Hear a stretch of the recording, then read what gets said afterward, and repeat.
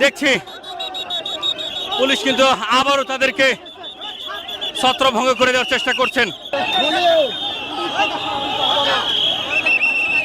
আমরা দেখছি যে পরিস্থিতি নিয়ন্ত্রণে আনার জন্য আইন শৃঙ্খলা রক্ষাকারী বাহিনী যারা রয়েছেন তারা চেষ্টা করছেন, এবং এখানে একজন গুলিবিদ্ধ হয়েছেন তাকে নিয়ে যখন আইন শৃঙ্খলা রক্ষাকারী বাহিনী এগিয়ে যাচ্ছিলেন প্রধান উপদেষ্টার বাসভবন অভিমুখে, তখন কিন্তু আমরা দেখেছি যে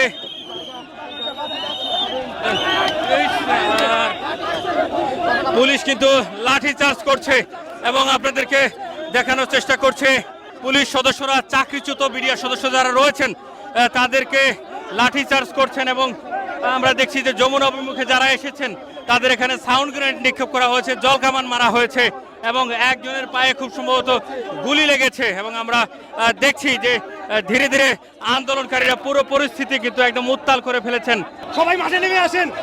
এই পুলিশ এখনকার পুলিশ আর শেখ হাসিনার আমলের পুলিশের মধ্যে কোনো পার্থক্য নাই। এই মুক্তিযোদ্ধার সকলে মারছে। এই যে কি অবস্থা, আমার মতো মানুষের 4টা বাড়ি মারছে, সবাইকে মারছে। আমি সবাইকে বলবো সবাই রাজপথে নামেন, বিডিআর যত পরিবার আছে সবাই রাজপথে আসেন।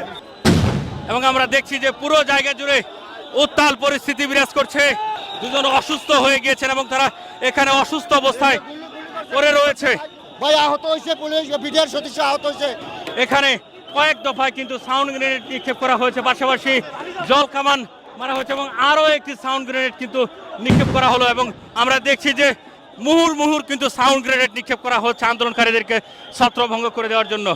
এবং এখানে আরও একটি সাউন্ড গ্রেনেড নিক্ষেপ করা হলো এবং বিকট শব্দে পুরো জায়গা জুড়ে আমরা দেখছি একদম উত্তাল পরিস্থিতি বিরাজ করছে।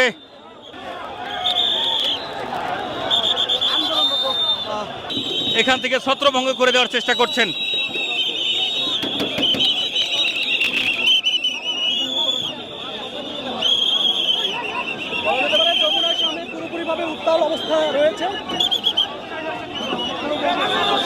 আমরা দেখছি এই মুহূর্তে একজনকে নিয়ে যাওয়া হচ্ছে।